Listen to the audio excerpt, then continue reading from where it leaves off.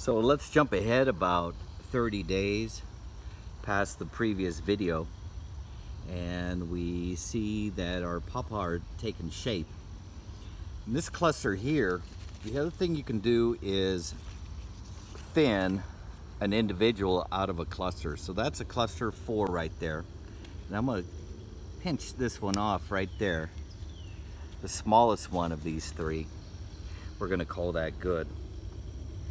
This one's hanging down. That's a good direction there because gravity's going to pull it down.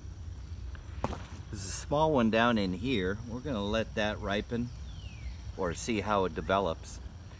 So there is some self-ejecting that the Paw Paw tree does. There's probably a better word for it. That's a real good cluster. That's a cluster of 3 right there, and I like the way they're looking. So you can go ahead and thin.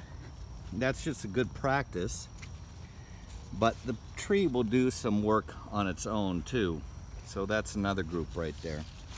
So this is our Prolific Pawpaw. I left quite a few fruit on it, maybe upwards of 20, but right now I counted about 10.